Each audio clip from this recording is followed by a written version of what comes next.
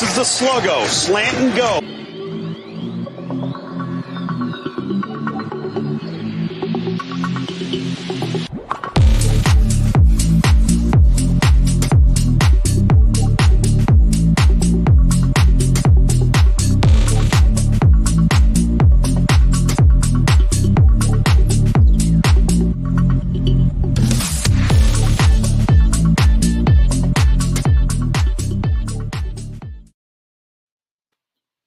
Hey, Casey, the Beef Cregan. I didn't get back to where I should be, and I'll do that right now. Hey, look, there's our faces. As sad as that is, there's our faces.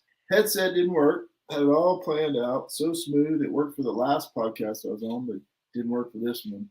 Isn't that our luck, man? We can't do anything right. We have a podcast, and they almost canceled the season the first year. It's so funny that the technology, you try to do the same thing back to back weeks and it doesn't work. It's just crazy. So we'll see what happens. Roll the dice, baby. Let's go.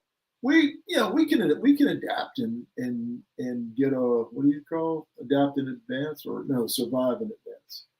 Hey, look who's first. Fail forward fast.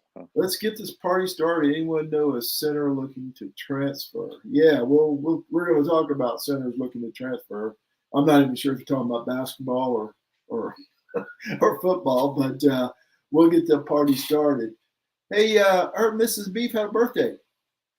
Yes, sir. She turned well, she's a lady, so we're not allowed to tell you what birthday number it was, but she had a wonderful day yesterday. And you know what we do as husbands, right, Marty? We just try to do everything and anything possible to make sure that she has a wonderful day. And yes. I'm tired today. I'm tired. So here's the question, and don't worry, it's not gonna be a crazy question, but how was the Taco Bell dinner you got her last night? Let's just say it would have been a lot less expensive. Yes, our anniversary was in February, and we went to Ruth's Chris downtown Austin, which, for me, I might as well have been on the move because I don't go that far. And I was telling my wife, and it's after dark too, and I'm outside the house. So yes, I'm sure where you live is much more expensive than Ruth's Chris in Austin. Well, just because it's not resort, visitor season, I guess the prices don't change. And there's no local discount. No, we had a really nice time. Went to a really nice restaurant and brought everyone that was here. So the four of us. So it was wonderful. That's good to hear. My birthday's in October, and we used to go to a weekend at a bed and breakfast and stuff, but we don't need to do that anymore. So we figured it out. She has a good time, as you said. It's been the whole day making her feel special. And happy birthday, Mrs. Beef, also known as Thanks. Laura. Anthony Weeks checks in. Heard Adam Randall looking day one ready. Did you see the size of that dude on the interweb? Yeah, and I actually did watch his video. I just didn't put two and two together how big this guy was. But he's coming out day one looking like DK Metcalf. Yeah, he was huge. Yeah, I didn't notice it in his high school film, and maybe I was looking at the early years and not the later years. But he was. Or he hit the weight room over Christmas. I don't know. Kevron Harris, hi y'all. Anyone know about a new Clemson football commit? I do not. I don't either. I wish I did. If you got the news, break it here, Kevron. We'll give you credit, and good to see you as always. Hope all's well in Cope. Yes, sir. Good to see you, Kevron. And Kevron was actually third today. The people are ready to talk, apparently, and we're ready to talk. Hey, Beef, I have the answer to everything, and just thought you'd know it. And I wanted to get you ready for the stage of life that I'm in. I went to the doctor a week ago Friday, so almost a week ago now.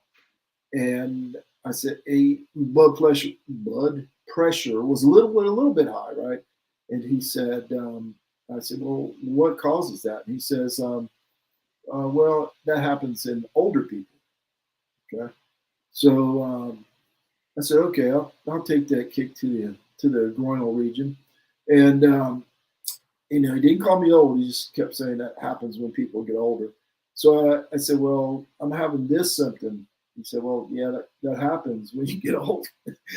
And so I started catching on, right? And I said, well, Doc, on the way over here, had a flat tire and I ran out of gas. And he said, yeah, that happens when you get old. It's apparently the answer to every question when you hit a certain age is that happens when you get older. So be prepared. You only need one answer. When just say every time somebody asks you something, just says, "Yeah, that happens when you get old." So Who needs to go to med school when that's the answer? I mean, that I could have I said was that. yes, 17 years of medical school, 24 years of practice, and that's his answer. Nelson Wilhite, the coaches said the same thing about Joe Ngata. Hope this time it's like Sammy Watkins. Yeah, I've kind of stopped listening to the hype, the spring hype anyway. I look like I'm in a Yeah, I'm not big on comparisons either. Just yeah. let him be. Let me try I think something. God has shown glimpses of absolute brilliance, but he just can't stay on the field.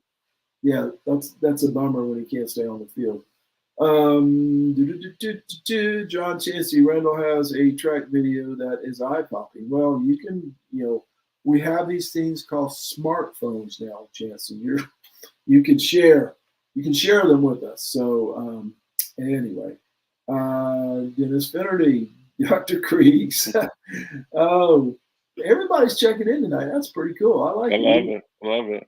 We got lots of. Finn is a very loyal listener of ours. Finn is definitely, but I don't think he ever really catches us live. So we appreciate him checking. We appreciate everybody checking in, but especially from Western New York tonight, checking in. Nice, very nice. They're very nice. All right, Beef. Let me pull up my trusty. I'm not. This is not. The setup tonight is not working for me very well. And of course, my computer's spinning around like it's 1972. We wanted to talk about the coaching carousel. Beef. Thoughts on these new hires? We went over a couple of these last week. Let's go over some more today. We didn't talk about Tony Elliott going to Virginia. I'm a little worried about this. I'm not Jeff Scott level worried for Tony Elliott, but I think it's going to be a tough place to win long term. Miami's over on that side, North Carolina, some good recruiting teams. Now, they haven't been able to put it together, but Miami's now got Cristobal, who apparently can recruit anybody and everybody. And they're going to have billionaires funding their program, which makes a difference these days. So I'm a little worried for Tony Elliott at Virginia, but I think it was a good hire for Virginia, right? What they're looking for, what their football program is all about, and I sure hope he does well there because I'm concerned that if Jeff Scott doesn't end up doing well at USF and Elliott at Virginia and Venables at Oklahoma, who's going to do well. It's just a matter of what degree, of well is Venables going to do. I don't know. Seems like it could be a mark against the Clemson program if these coaches fail. None of them have failed yet. I'm just saying. I think it's going to be a struggle for Tony Elliott at Virginia. Yeah, I think for Tony Elliott, well, I think the question really is what is success?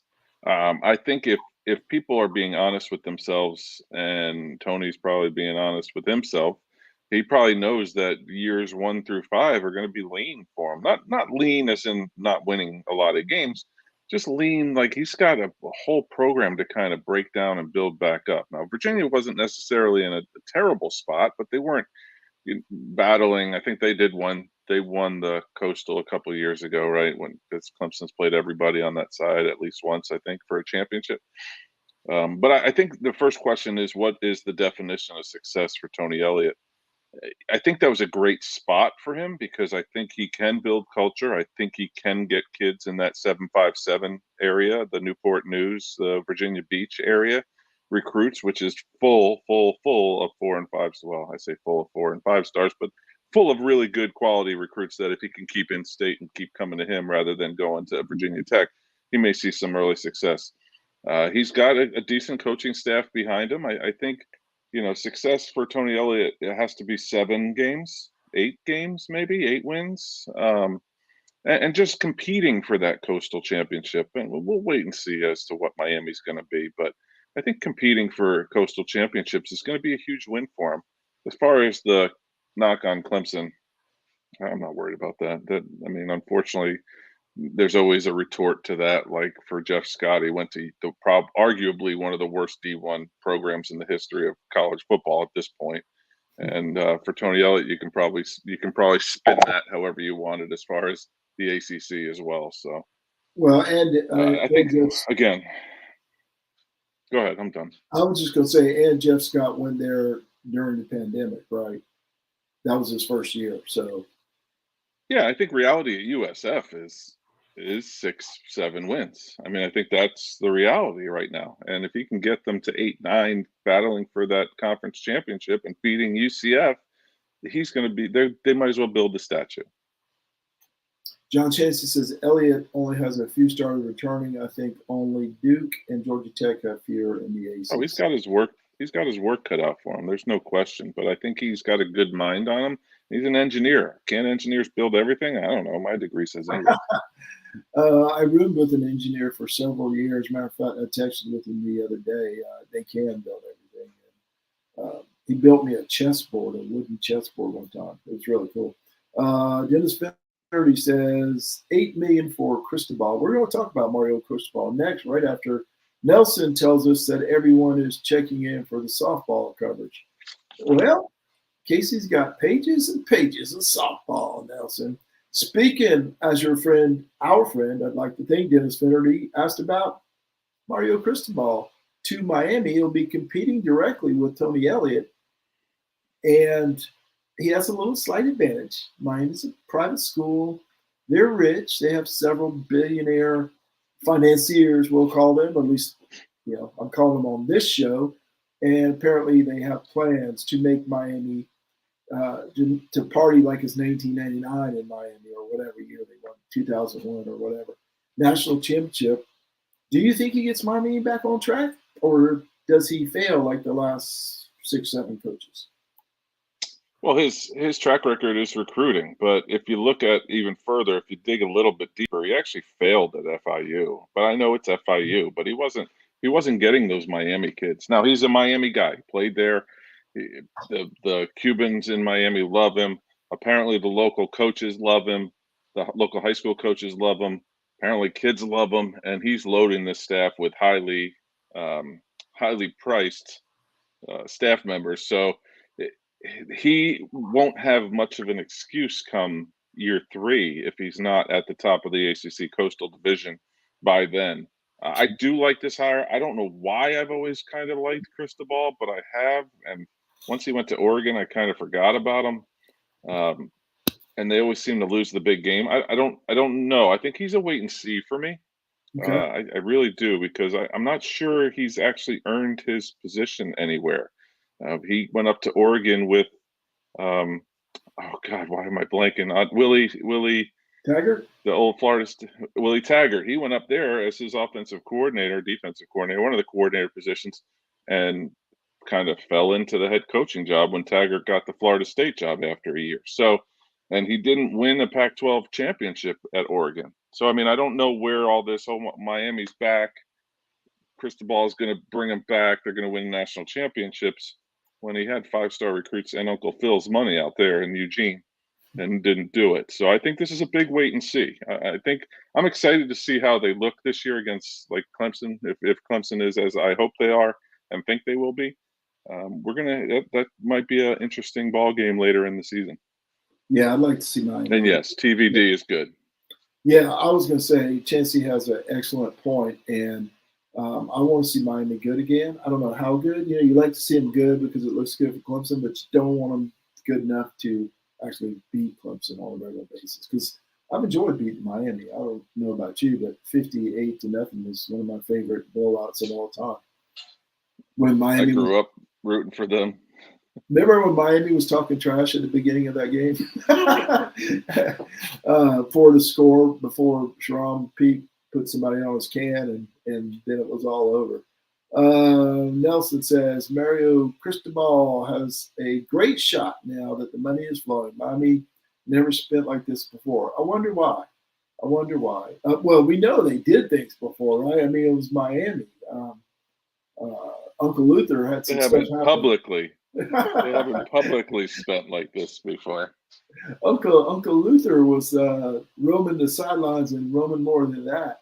All right, the last coach we're going to talk about today, I don't know if Michael Palkovitz is listening. Probably not, because he'd be in the comments by now. Brian Kelly to LSU seems like the oddest fit in the world, and the dance videos haven't helped. It seems even odder than it did when it was initially announced, which I don't know. This reminds me of a very low floor, very high ceiling. I'm not a believer that he's a great coach. That said, he did really well at Notre Dame with the limitations, theoretically, that Notre Dame has in recruiting and academics, which obviously he won't face at LSU. But the competition is much, much tougher in the SEC West. Ultimately, I think Brian Kelly fails and will not be at LSU in year 5.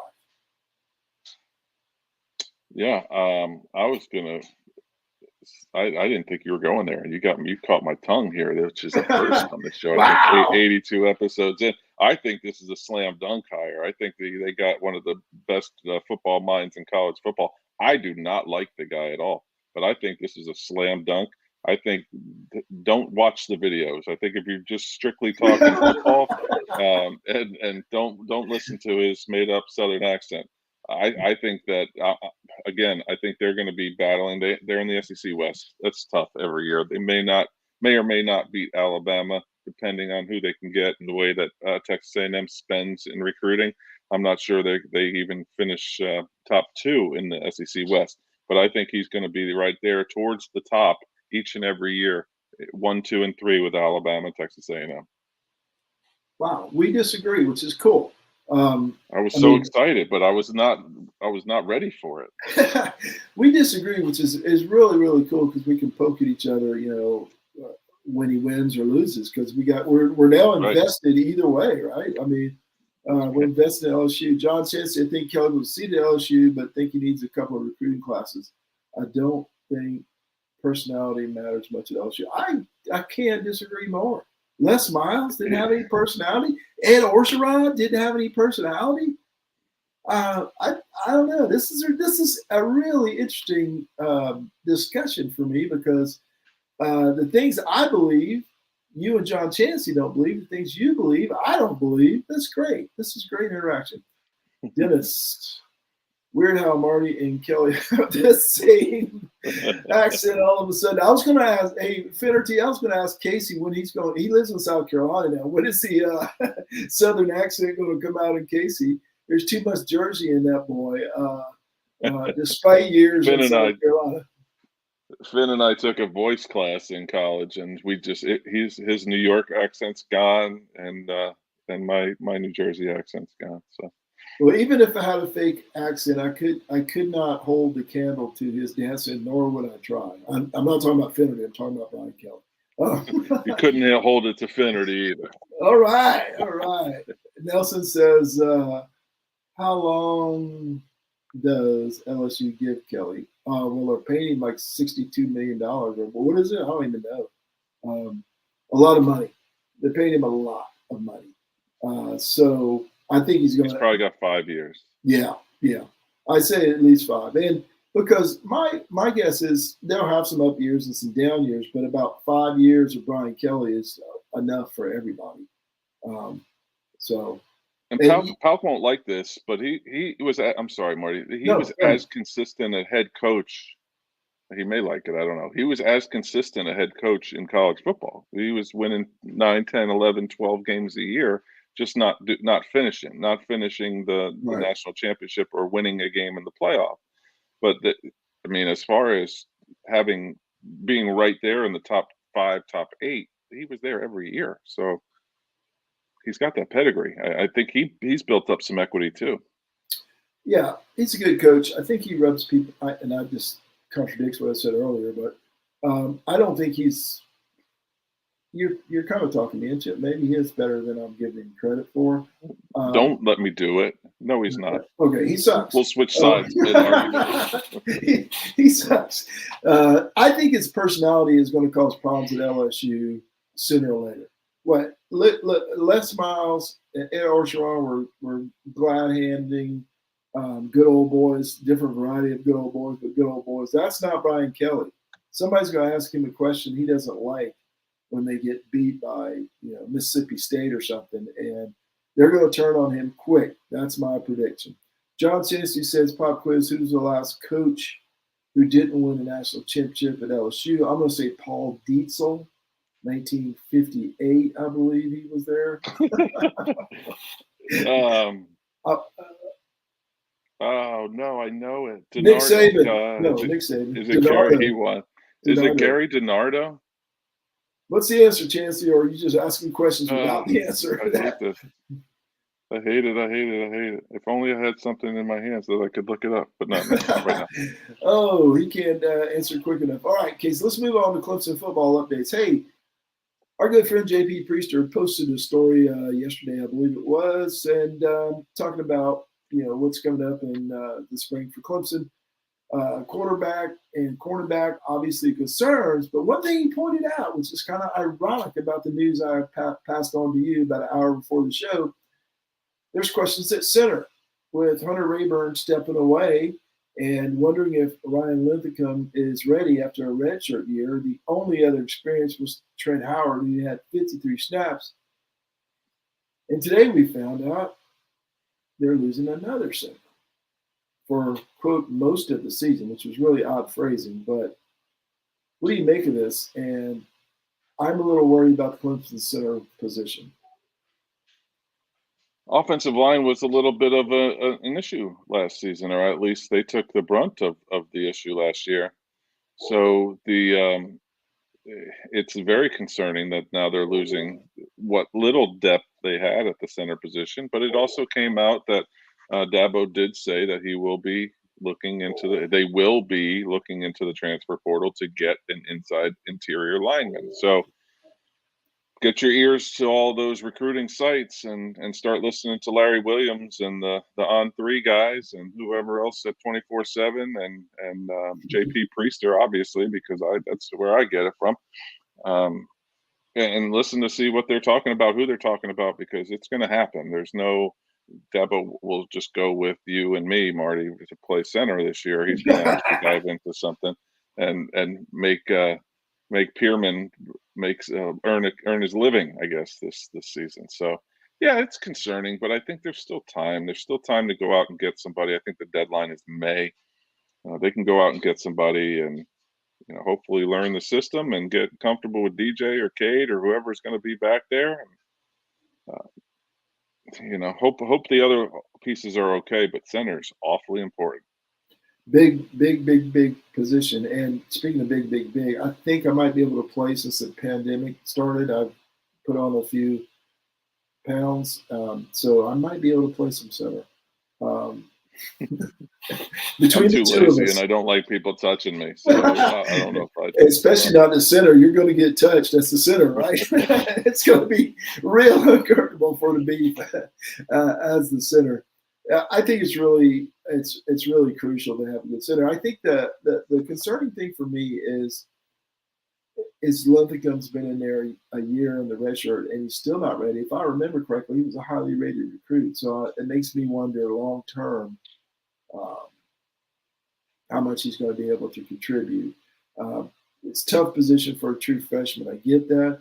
It's probably a tough position for a redshirt freshman. I get that. But I mean, we haven't had spring practice yet. And they're going, no, we need to do something else. We need to find something else. I took that as a little bit as depth, though, too. I mean, I think, yes, maybe they're not sold on Linthicum, but maybe a good spring can help and propel him to be ready because, quite honestly, who else do they have right now? Exactly. They're running, two guys, Trent Howard out there along with Linthicum. So maybe he shows out. We always have those people in spring that show up, show out, and hope for the best. But I think at this point, there's only really two guys, scholarship guys anyway, at that position. So I think this is a depth get, and if they can get somebody with a decent pedigree, then maybe at least get some competition. Maybe they'll go out and get two guys for interior line just for depth and you never see this attrition coming. You never see the missing most of next season kind of attrition coming. Guys stepping away because of injury you get occasionally, which it seems to hit Clemson more often than not. But we'll see. I mean, I took it as depth. I can see your perception too, as he's not ready. I hope that's not the case, but Clemson has missed on guys before. Yeah, they sure have along the offensive line. It's real concerning, especially if Deshaun was back there or even Trevor. Less concerning, but we know DJ's lost weight. He's hopefully has a healthy knee, but DJ with an injured knee and a few extra pounds and a 185-pound freshman. Wow, worried. John Chase says they said McFadden will take a few snaps in practice too. I don't like him moving over, but yeah, somebody's got to take his position. So it is a big position along the offensive line, kind of like the quarterback of the offensive line, if you will. Spring game is April 9th, so we have something to look for besides DJ and Adam Randall, apparently. Hey, Casey, Clemson softball updates. This is the Nelson Wilhite Memorial segment of the show. I have not been paying much attention to softball because the baseball team's winning games, which, unlike last year, has kept me quite interested. Last year, the baseball team at this point was 5-3, and this year they're 8-0. We'll get into them in a second. But what can you tell me about the softball team at Clemson? Well, I can tell you they are currently 12-3. They're undefeated at home. They are 5-0, 2-0 on true away games, 5-3 in neutral. They just are your Clemson Invitational champions. They won this past weekend against a slew of opponents: Boston University, Akron, and somebody else. They're actually starting to play very well. They had a couple losses earlier, and I think I talked about it last week. They lost games to Wisconsin that maybe they shouldn't have, but then they turn around and beat a Washington team that was ranked in the top 5. So really exciting team still. Valerie Cagle, she's got 2 losses on the pitching record, but she's always in there at crucial moments. She is still the staple. They're still going to build a statue to her when she eventually leaves the program. She's also leading the team in hitting at 370, 4 home runs. Marissa Gumbarda is starting to hit really well. That's courtesy of Nelson Wilhite as well. She has 4 home runs and 15 RBIs. So the team still looks good. John Rittman is throwing everybody and anybody, it seemed, in the circle this past yesterday, as a matter of fact. For the game that they played yesterday. This is still a really fun team. They're still battling. They're playing number 6 Virginia Tech this weekend at home. I'm not sure the next time these ladies go on the road, because then next week, midweek, they have Mercer in town as well. So a tough ranked matchup with Virginia Tech this weekend, but we'll see. It should be a good series. Clemson's still ranked in the top 10 in one poll and top 15 in multiple others. Nelson asked a good question here, on not paying attention to softball. Nelson, a job, a wife, a teenager, write for an Astros website, keep up Seldom Used Reserve, do this show and another podcast on the Astros. So kind of busy. Something had to give. And softball has you, Nelson, and I do appreciate your updates. I do. I might not respond to all of them, but I do read them and I do appreciate them. So my wife moved my other TV out of the room, so I no longer have 2 TVs in our living room. Apparently that's frowned upon if we ever have people that come over. Can't do that on the island. I've been losing a little bit of softball as well, but I do also appreciate Nelson keeping me up to date and up in the loop too, because I have my my handy dandy stat sheet that I can read from, but it doesn't really tell the story. So I do know they're doing well. I do know Sam Russ, that transfer from North Carolina State, has 9 stolen bases. She's 9 for 9. I believe she leads the ACC in stolen bases, which is just like we talked about before the season started about how that was going to make a difference for this club. And some of the kids are playing really well too. When Nelson brought up Sam Russ on the text the other day, I went scouring the Clemson baseball website because I was like, did I miss this guy? How come JP didn't tell me about it? So, yeah, Nelson, we appreciate you, man. I do read your text. But also, that brings up a good point. I've been doing the stats for the Clemson baseball, which I hadn't done in a couple of years, so that takes up a little bit of time also. It does. Only one TV, like the 80s. And it's hilarious. It's an 8-inch TV. Well, it's one of those you carry around like when you go camping, right? That's funny. Spring game, funny. Clemson football's April 9th. We already talked about that. Clemson baseball update. Here we go. Now we're in my wheelhouse. Casey, the Tigers are 8-0 after beating USC upstate last night, 8-5. Exciting ball game. Some bombs early. Well, a bomb early and a couple of bombs late. The relief pitching's been pretty good. Well, actually, it's been really, really good. The first 7 games, we saw some cracks last night, but we also saw Ryan Emmons go lights out, and he was one I was worried about earlier. Look, it's going to happen. If we have one game with shaky relief pitching out of every 8, they'll be okay. Tigers, their bugaboo for years under Monty Lee's been hitting with runners in scoring position. They're batting .328 with runners in scoring position this year, but just a reminder, the 32 for 74, which sounds crazy, in 3 games against Hartford with runners in scoring position kind of skews that number a bit, and they'll get back. You know, the schedule toughens up starting Friday, obviously, 3-game series with South Carolina. Friday in Columbia at South Carolina Stadium, Saturday at a neutral site, quote, but that's in Columbia. And then Sunday in Clemson. I like that schedule. All you got to do is hopefully take one of the first 2, and then you maybe have the rubber game or a chance to sweep at home on Sunday. Mac Anglin leads the world. Well, actually, that's not true. He's tied for first in the nation with a 0.0 ERA. Obviously, can't get any better than that. He's 5th in WHIP at 0.6. He's like 65th. I don't remember off the top of my head. No, I'm sorry. He's 5th in the walks. God dang it. He's 5th in hits per 9 innings. He's like 42nd in WHIP because he's walked a couple of people. But anyway, he had a real good first 2 starts.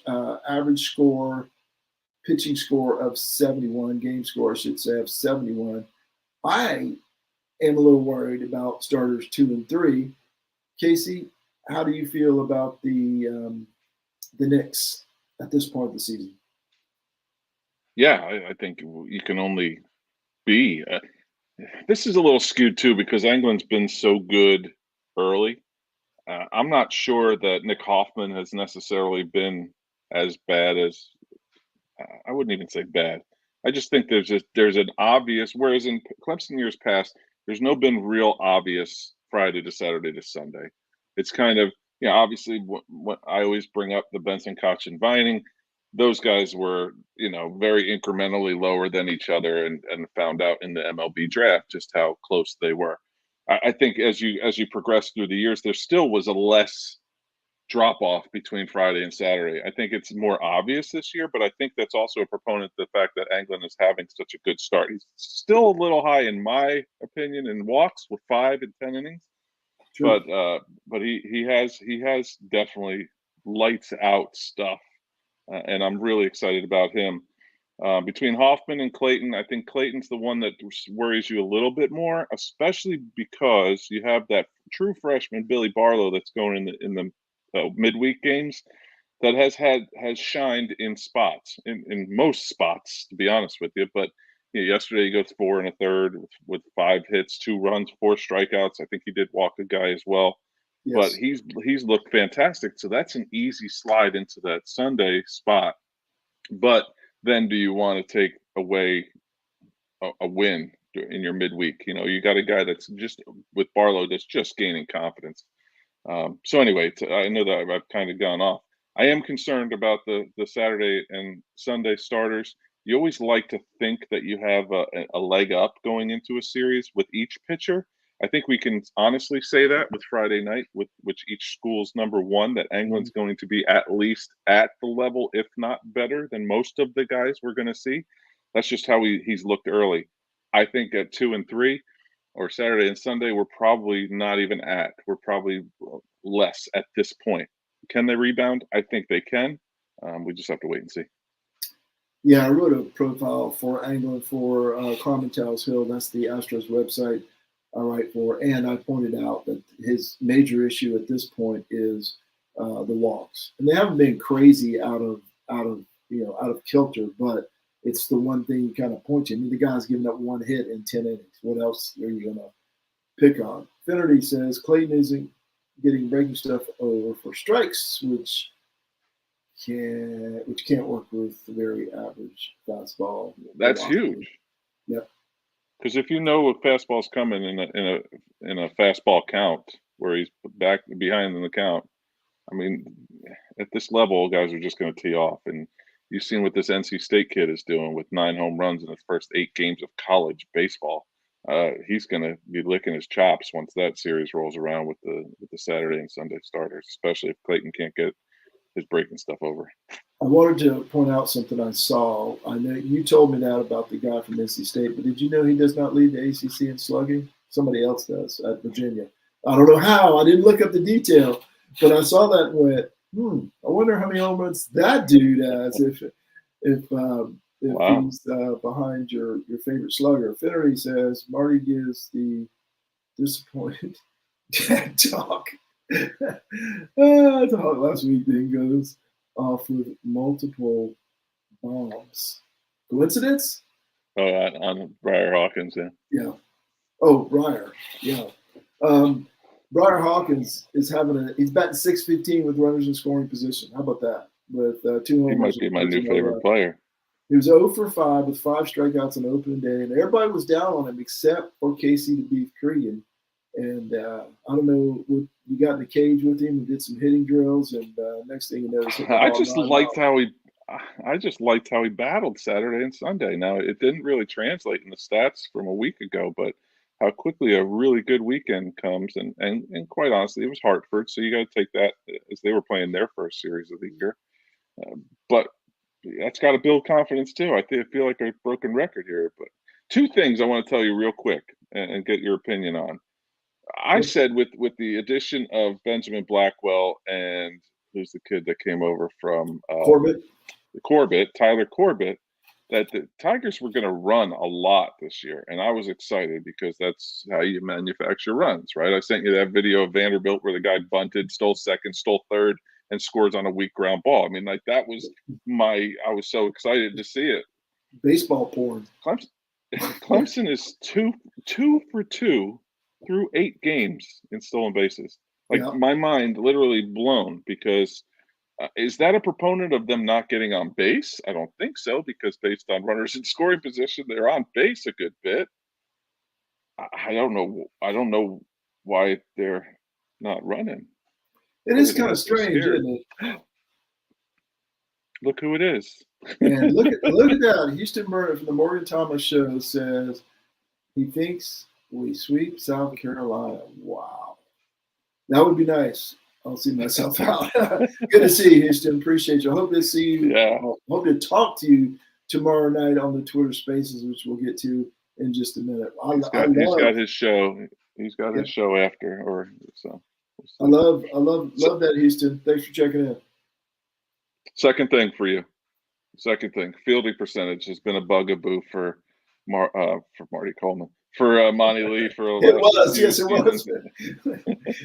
The last few seasons as well. And I looked down at the sheet and I just printed it. I wasn't planning on talking about fielding percentage, but it caught my eye that they're fielding at a 990 clip through 8 games. Now I know small sample size, 8 games, but really the only errors have come from 2 first basemen and a catcher, which you're going to have a pass ball. You're going to have a drop at first. or or a drop on a pickoff play. So like not to excuse the errors, but there's been 3 all season long for the Tigers so far through 8 games, which again, my mind was kind of blown because recently it's kind of been always, especially with ground balls in the infield, throwing the ball around, it's just seemed to rear its ugly head. And you and I talked about it a lot last year, probably ad nauseum, between running into outs and causing more outs, free outs.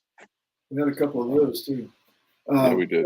Finnerty's had a good point here. You don't run when you're up by 20 or somebody's running you.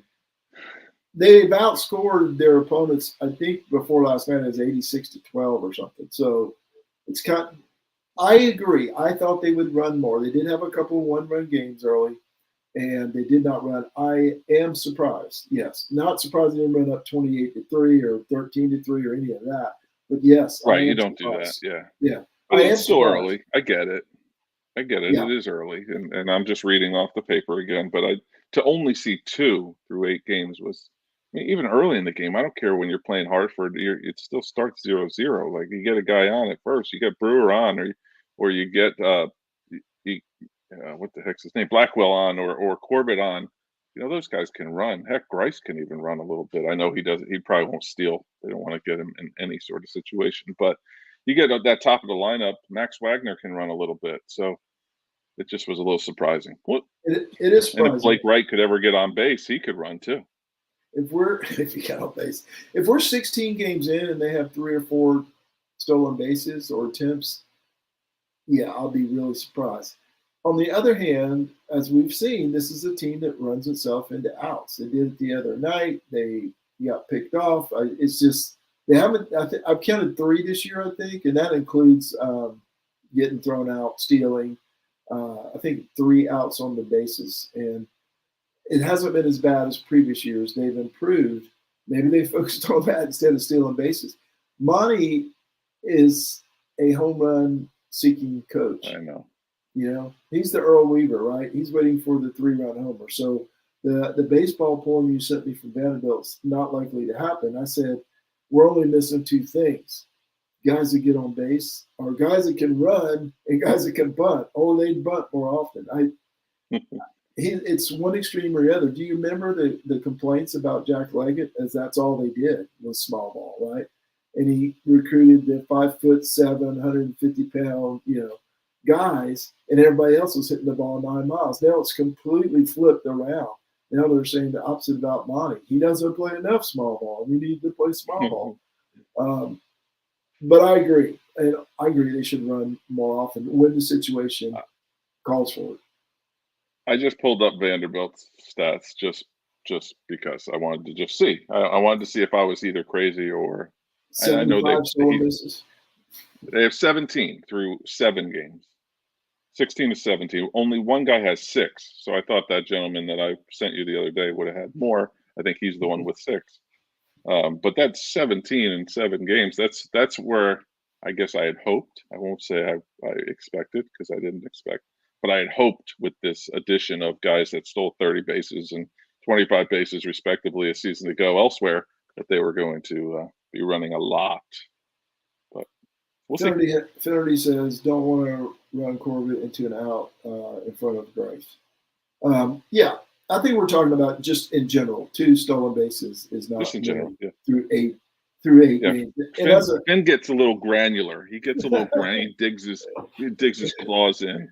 And like I said, if we're 16 games in, they have 3 or 4 stolen bases, then we'll know more than we do after 8 games. The schedule is going to get tougher here in the very near future. We'll see. Maybe they'll have to run more to manufacture runs, which they didn't have to do against Hartford or Indiana for that matter. Scored some runs against the Hoosiers also. And the other thing, the fielding has been fantastic for the most part. Completely agree. A couple of fly balls to center. I thought Brewer didn't play exceptionally well, but it's a new position. It's early in the season. He hasn't made any crazy mistakes like Seth Beer used to make in right field. You should drive me nuts. And speaking of fielding, when you were talking about Blackwell at shortstop, I was thinking back to Brad Miller, who would hit like 380 and make 40 errors, right? It was crazy. He'd make an error that cost him 2 runs, and he'd hit 3-run homer in the bottom of the inning. And it's like, what is going on? It was fun. Yeah, it was crazy. It was just crazy. Brad Miller was one of the worst fielding shortstops in college that I can remember. Yeah, My favorite was Jeff Baker was the shortstop, and Khalil Green was the third baseman. Khalil's freshman year. They Wow. flip-flopped that one real quick. Yeah. Khalil was something else. That was a year above years. I showed Parker his stats his senior year, and he thought it was a joke. He said, It should have been a joke. How'd you do this? I'm like, the guy had 91 RBIs in like 65 games. It was crazy. Batted 480 something, I think. It was just bizarre. That's the definition. That's the poster child. If you look up in my dictionary of scary hitter. Yes, he was a scary hitter. Oh, those games were so much fun. It was like what he was like. Khalil Green was like my friend that played in the majors. He was like him playing Little League, right? The guy in the second half of the season, 10 games in the second half, my friend batted 6 times. He had 4 home runs and 2 doubles. They walked him every other time. Bases loaded, they didn't care. They didn't care. They walked the dude with the bases loaded. That was Khalil Green. Houston checks in, says, "Oh man, Jeff Baker, easily my favorite nostalgic player." I'll take Khalil, Houston, but to each his own. That was I go deeper than that. I go Finn wise with that. I got Andy D'Alessio, Marquez Smith, Herman Deming, Tyler Colvin. All good. Don't get me started about Josh Cribb. I knew you were going to bring. Didn't he play running back for Tennessee or something? I knew you were going to. He was the strength coach. Your man Herman, which you find to get in every week. You talk about Herman. I try to. Yeah, he's my favorite. And tomorrow night we're going to do a Twitter Spaces at 6 p.m. Eastern Time. Beef, JP, myself, maybe a guest or two. Houston, we'd love for you to join us if you have time. I know you may be a conflict with your show, but you're welcome anytime, buddy. We enjoy talking with you. We'd like to have you on the show again at some point, maybe over this summer. Chopping Beef is on hiatus. I hope I said that right. Hiatus. Yeah, I think so. I think we're just going to take a little time. I'm for some reason I'm finding myself traveling a lot on Thursdays, and it's just a lot to. I'm spending time in hotels on Thursday nights, and you never know with some of these towns like Clover and where I'm going what their internet is. So I think probably better just to take a little time, step back from it, take maybe a month more off, and then come back better than ever. We're about the same as ever. What's the dial up? The Clover Family Inn or whatever. Finn brings up a great point. One of my favorite people and former players is Henri Stanley as well, even though he spelled it wrong. But I actually saw him play at Round Rock Park in the minors, I believe. Saw a couple of Clemson players out there. He's a better person than he was a baseball player. I just a fantastic dude. I consider him a friend to this day. Cool. Good deal. Over on Southern News Reserve, Chancey finished his series on culture. Really good stuff. He had some interaction with folks on Twitter this week, and that got him excited. Just to have some discussion, some recognition of the work. It was really nice for John to get that recognition, and it was a really good series on culture. There was a lot of family in there, and I told John that I don't remember all this talk about family before Dabo started, his rise and how much he embraced the family culture and made that part of the Clemson culture. But now everybody uses it, right? He did, many schools, and everybody had family in their word cloud. Just family is the word now on from Dabo. John Chancey has been promoted over at Southern News Reserve. Casey, he's going to be writing about college football at large for us next year. Hope to get you back in the fold at some point, but he's going to, responsibilities, and I know I completely understand. But John's going to write about college football at large, whatever he wants to write about related to college football, not Clemson. Can be Clemson, doesn't have to be Clemson. Trying to branch out a little bit. So congrats to John. I think that means instead of a $10 gift card at the beer store, I'm going to have to up it to $25. That's his promotion, John. So don't I spend need to get writing. Don't spend it all in one place, John Chansey. And I don't even know if he spent the one I gave him last year. The beers that he drinks, he's going to get 2 beers for $25. Maybe. And of course, I'll have some baseball stats and stories. That's kind of my jam right now during this part of the season, even especially when the Tigers are 8-0 with South Carolina on deck. Hey, Casey, I didn't even tell you this. New podcast on the Southern News Reserve.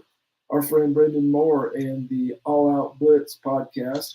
He's on there right now. I think he's doing his show right now, so I'll have that up tomorrow. His YouTube show, college football. He talks some pro, but mainly college football. The college football blitz he used to go by. I think now he's going by his name, which kind of makes sense. But he's on the page now, or his podcast is on the page now. So congrats, Brendan. I told him we'd have him on. We meant to have him on last year for whatever reason. It didn't happen, of course.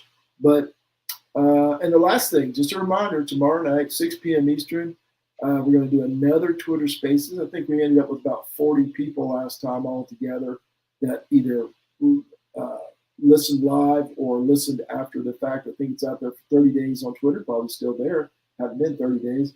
We're going to do it again tomorrow. JP Priester will be on to talk Clemson baseball. Me, Casey. Yeah, maybe Houston will drop by, and maybe a couple other people. We'll find out. We got Casey. The invites out there. The invites are out there. And I'll retweet, or yes, I'll quote tweet it again tomorrow, so it'll be out there and everybody can join if they want to. Casey, like I said, you've been traveling. I appreciate your time. Why don't you tell the people goodbye and let's get out of here. Yes, you guys do it along with me right now. Thanks to everyone in the Seldom News Reserve College Football Discussion Facebook group, especially Nelson Wilhite for all his help, John Chansey for his work on SeldomNewsReserve.com, Uncle John McGee, as always, everyone on Seldom News Reserve, Sluggo Podcast, each and every one of you who listens, likes, and shares, and participates. We loved it tonight. Thank you for participating. On behalf of Marty, Seldom News Reserve Coleman, I am Casey the Beef Cregan. Thanks so much for listening. We'll see you next week right here on Sluggo.